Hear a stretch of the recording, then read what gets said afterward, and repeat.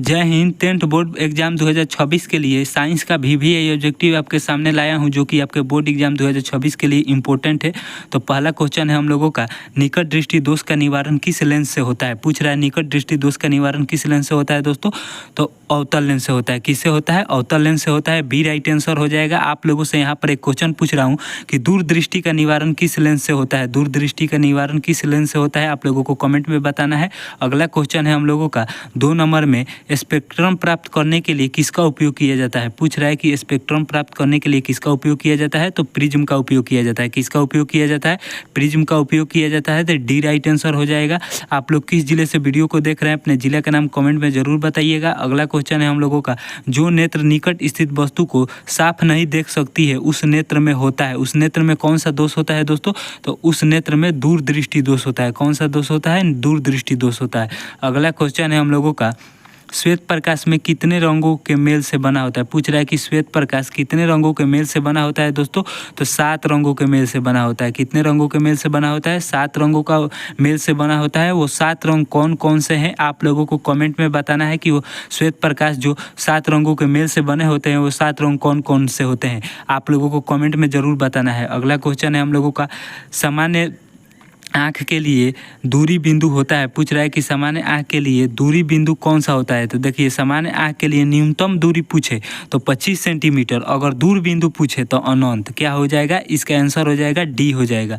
अगला क्वेश्चन है हम लोगों का, CO2 एक है। पूछ रहा है कि CO2 एक क्या है दोस्तों। तो CO2 एक क्या है? तो CO2 एक अम्लीय है। क्या है? एक अम्लीय है। अगला क्वेश्चन है हम लोगों का, ए राइट आंसर हो जाएगा 6 का। अगला क्वेश्चन है हम लोगों का 7 नंबर में, अधातु के ऑक्साइड प्रायः होते हैं।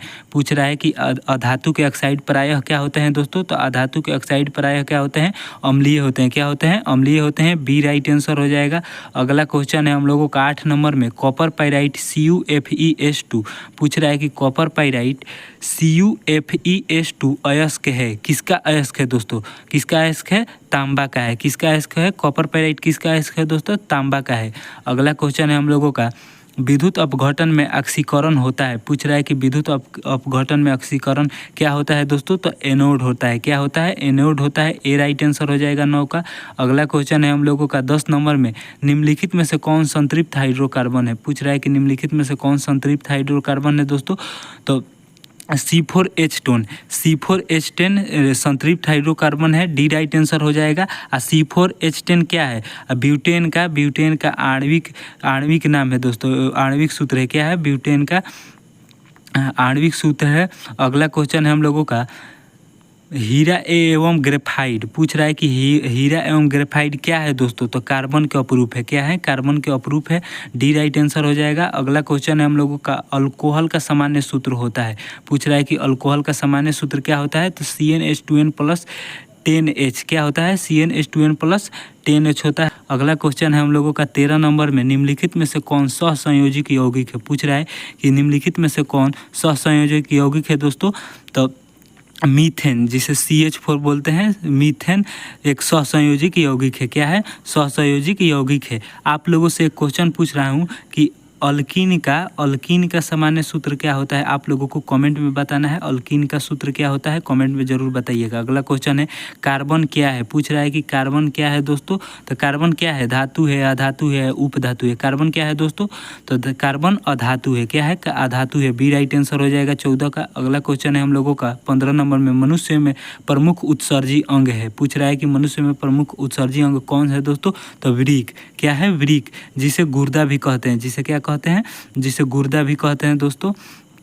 अगला क्वेश्चन है हम लोगों का, प्रकाश संश्लेषण के लिए निम्न में से कौन से। पूछ रहा है कि प्रकाश संश्लेषण के लिए निम्न में से कौन से कच्चे पदार्थ की आवश्यकता नहीं है। तो ऑक्सीजन की आवश्यकता नहीं है दोस्तों। ऑक्सीजन की आवश्यकता नहीं है। अगला क्वेश्चन है हम लोगों का 17 नंबर कि शरीर की सबसे छोटी रक्तवाहिनी क्या है दोस्तों। तो केशिकाएँ हैं। क्या है? केशिकाएँ हैं। अगला क्वेश्चन है हम लोगों का, अगला क्वेश्चन है 18 नंबर में, पुष्पी पौधों में लैंगिक जनन किसके द्वारा होता है? पुष्पी पौधों में लैंगिक जनन किसके द्वारा होता है दोस्तों? तो पुष्पी पौधों में लैंगिक जनन फूलों के द्वारा यानी पुष्पों के द्वारा ही होता है। अगला क्वेश्चन है, फूल का कौन सा भाग फल में बदलता है? पूछ रहा है कि फूल का कौन सा भाग फल में बदलता है दोस्तों? तो फूल का कौन सा भाग फल में बदलता है? अंडाशय। कौन सा भाग? अंडाशय। सी राइट आंसर हो जाएगा 19 का। अगला क्वेश्चन है हम लोगों का 20 नंबर में, मानव मादा में निषेचन होता है। मानव मादा में निषेचन किसके द्वारा होता है? फ्लोपियन नलिका के द्वारा होता है। किसके द्वारा? फ्लोपियन नलिका के द्वारा होता है। 20 में से आप लोगों का कितना क्वेश्चन सही हुआ है कमेंट में ज़रूर बताइएगा। अगला किस टॉपिक पर वीडियो चाहिए, टॉपिक का नाम ज़रूर बताइएगा। मिलते हैं अगले वीडियो में दोस्तों। जय हिंद।